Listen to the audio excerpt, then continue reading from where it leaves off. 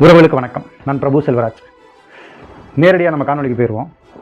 ஒரு நல்ல அரசியல்வாதி அப்படிங்கிறவர் தான் அதிகாரத்துக்கு வந்தோடனே மக்களுக்கு வழங்கக்கூடிய அந்த திட்டங்கள் பார்த்திங்கன்னா மக்களுக்கு பயன்பெறக்கூடிய ஒரு தொலைநோக்கு பார்வை கொண்ட திட்டங்களாக இருக்கும். அப்பேற்பட்ட தலைவர்கள் தமிழ்நாட்டில் பார்த்திங்கன்னா உதாரணத்துக்கு ஐயா காமராஜரில் சொல்லலாம். முதன்மையானவர் அவரை தான் சொல்ல முடியும். அவர் ஆட்சி முடிந்ததுக்கு பிறகு வந்த திராவிட ஆட்சி, 50 ஆண்டு கால திராவிட ஆட்சியில் அவர்கள் கொண்டு வந்த திட்டங்கள் பார்த்திங்கன்னா மக்களுக்கு பயன்பெறக்கூடிய திட்டங்களாக இருக்காது. அதாவது அதை விடுத்து தேர்தல் சமயங்களுக்கான கவர்ச்சிகரமான திட்டங்கள், மக்களை ஏமாற்றும் திட்டங்கள், ரெண்டாவது இவர்கள் பெருமையை பேசக்கூடிய திட்டங்களாக தான் இருக்குது, இதுவரைக்கும் இருந்துகிட்ருக்கு. அப்படிப்பட்ட ஒரு தேர்தலை மனதில் வைத்துக்கொண்டு ஆரம்பிக்கப்பட்ட ஒரு கவர்ச்சிகரமான திட்டத்தை தான் நம்ம இன்றைக்கி பார்க்க போகிறோம். சென்னையில் 2 இடத்துல அவங்க இந்த திட்டத்தை ஆரம்பிச்சிருக்காங்க. ஒன்று அண்ணா நகர், இன்னொன்று வந்து KK நகர். சரி, அந்த திட்டத்தின் பெயர் வந்து இணைய தொழிலாளர் கூடம் அப்படிங்கிறத ஒன்று அமைச்சிருக்காங்க. அதாவது ஆங்கிலத்தில் சொல்ல போனால் டெலிவரி ஒர்க்கர்ஸ் ஸ்பாடுன்னு சொல்லுவாங்க. அதாவது ஒரு கண்டெய்னர் மாதிரி, அதாவது 10 கட்டு கண்டெய்னர் மாதிரி சுற்றியும் வந்து அந்த கண்ணாடி வச்சுருக்காங்க. உள்ளே வந்து ஒரு குளிர்சாதன பெட்டி, இன்னொரு பகுதியில் வந்து ஒரு கழிவறை, ஆண் பெண் 2க்கும் சேர்ந்த மாதிரி ஒரு கழிவறை, ஒரு 10 பேர் உட்காரலாம், ஒரு காவலாளி இருக்கார் அதுக்கு. இது ரெண்டுமே வந்து ஒன்று அண்ணா நகர், இன்னொன்று KK நகரில் ஆரம்பிச்சிருக்காங்க. இந்த அண்ணா நகர் KK நகரில் ஆரம்பிக்க வேண்டிய தேவை என்ன அப்படின்னு முதல்ல பார்த்துருவோம். முதல்ல திமுகவின் நிறுவனர் அண்ணாதுரை பேர் கொண்ட அண்ணா நகரில் ஒன்று, இரண்டாவது KK நகர். KK நகர்னு என்னென்னா கலைஞர் கருணாநிதி நகர், முன்னாள் முதலமைச்சர், அது எப்போவுமே அவர் பெயர் கொண்ட ஒரு ஊரில் ஆரம்பிப்பாங்களா, அது மாதிரி அது ஒன்று. ஆனால் இந்த 2 திட்டமே இந்த 2 பகுதிக்கு தேவையா அப்படின்னா கண்டிப்பாக தேவையில்லை.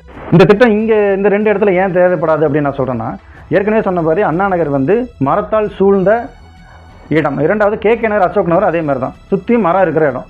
அங்கே வந்து உங்களுக்கு இந்த மாதிரி இடம் தேவையில்லை. உங்களுக்கு தேவையான இடத்துல எங்கே வைக்கலாம்னா, அந்த பக்கம் உதாரணத்துக்கு OMR சாலையில் வைக்கலாம், போரூர், பூந்தமல்லி, ஆவடி போகிற வழியில் எங்கே மரங்கள் கம்மியாக இருக்கோ, எங்கே வந்து வெயில் அதிகமாக இருந்து நிற்கிறக்கே இடம் இல்லையோ, கழிவறை வசதி எங்கே இருக்காதோ அந்த இடத்துல நீங்கள் ஆரம்பித்தாதானே அந்த அந்த தொழிலாளருக்கு பயனாக இருக்கும். சம்மந்தமே இல்லாமல் உங்கள் அப்பா பேர் கொண்ட அந்த இடத்துலையும் அண்ணாதுரை பேர் கொண்ட இந்த இடத்துலையும் வச்சிங்கன்னா என்ன பிரயோஜனம் இருக்குது? ஏன்னா இந்த ஆரம்பிக்கப்பட்ட அந்த கூடத்துக்கு எதிர்க்கவே வந்து பொது கழிப்பறை இருக்குது, 50லேருந்து 100 உணவகங்கள் இருக்குது, அதுலேயும் கழிப்பறை இருக்குது, சார்ஜ் போடுறதுக்கு அங்கேயும் அவங்க அனுமதிப்பாங்க. எல்லா இடங்களையுமே இருக்கும்போது இந்த 2 இடங்களில் ஆரம்பித்தது உண்மையிலேயே வந்து தேவையில்லாத ஒரு திட்டம். இந்த 2 இடங்களுக்கு சொல்கிறேன், வேற எங்காவது நீங்கள் ஆரம்பிச்சிருக்கலாம். இரண்டாவது, ஸ்விக்கி ஜொமேட்டோ ஓட்டுறவங்க பாருங்களேன், ஏராளமானவர் வந்து இளைஞர்களாக தான் இருப்பாங்க. அதாவது ஒரு 20 வயசுலேருந்து ஒரு 30-35 வயசுக்குள்ளே தான் இருப்பாங்க. அவங்க தான் ஏராளமானவர் இந்த வேலையை செய்வாங்க. ஏன்னா அவங்களால தான் முடியும் அதிகமாக. 50 வயதுக்கு மேலே இருக்கிறவங்க, வயசானவங்க வந்து ஒரு குறைந்த சதவீதத்தில் தான் இருப்பாங்க. ஏன் அதை சொல்கிறேன்னா, அதாவது ஒரு பள்ளி படிப்பை முடிச்சுட்டு, ஒரு கல்லூரி முடிச்சுட்டு படிச்சுட்டு ஏதாவது ஒரு நல்ல வேலைக்கு போவாங்க, ஒரு நல்ல இடத்துக்கு போவாங்கங்கிறது தான் ஒவ்வொருத்தரோட பெற்றோரோட கனவு. ஆனால் அதையெல்லாம் விடுத்து நீங்கள் வந்து சுலபமாக பணம் வருது, ஒரு 20,000-30,000 நம்ம ஒரு மாதத்தில் சம்பாரிச்சிடலாம், சுலபமாக வருது அப்படிங்கிறதுக்காக நீங்கள் இந்த டெலிவரி வேலைக்கு போகிறீங்க. நான் என்ன சொல்கிறேன்னா, இந்த டெலிவரி வேலையை வந்து ஒரு தற்காலிக வேலையை வச்சுக்கலாம், பண்ணக்கூடாதுன்னு நான் சொல்லலை. தற்காலிக வேலையாக வச்சுட்டு நல்ல வேலை கிடைக்கிறதுக்கோ, நல்ல ஒரு நிறுவனத்தில் வேலை கிடைக்கிறதுக்கு முன்னாடி இந்த வேலையை செய்யலாம். இல்லைன்னா தயவு செய்து நீங்கள் ஏதாவது ஒரு ஸ்கில்லை டெவலப், அதாவது என்ன சொல்கிறது, ஒரு திறமையை வளர்த்துக்கலாம். ஒரு எலக்ட்ரீஷியன், ஒரு பிளம்பர், ஒரு குளிர்சாதனை சரி செய்கிறவர், ஒரு மெக்கானிக், இதுக்கெல்லாம் எவ்வளோ தேவை இருக்குது இந்த ஊரில்னு உங்களுக்கு தெரியல. அவ்வளோ தேவை இருக்கும்போது சுலபமாக வரக்கூடிய இந்த வேலையில் போய் நீங்கள் எல்லா இளைஞரும் விழுந்துடுறீங்க. இளைஞர் மேம்பாட்டு மற்றும் விளையாட்டுத்துறைன்னு ஒன்று இருக்குது. அதன் மூலிமா தயவு செய்து இந்த இளைஞர்களுக்கு தாங்கள் படித்த படிப்புக்கு ஏற்ற வேலையை கொடுங்க. அவங்க வேலையை உறுதி செய்யுங்க. சரியா? அவன் தேடிக்கிட்ட வேலைக்கு நீங்கள் வந்து ஒரு அறையை ஏற்படுத்தி அதில் ஏசி கொடுக்குறேன், சார்ஜிங் கொடுக்குறேன், பாத்ரூம் கொடுக்குறேன், ஏற்கனவே எல்லாமே இருக்குது, நீங்கள் பணத்தை கொடுங்க, நீங்கள் வேலையை கொடுங்க, சம்பளத்தை கொடுங்க, அவன் ஏசி வாங்கி வீட்டில் மாட்டிப்பான். சரியா? அதையை நீங்கள் உறுதிப்படுத்துங்க, அவனோட வேலையை உறுதிப்படுத்துங்க. சரியா?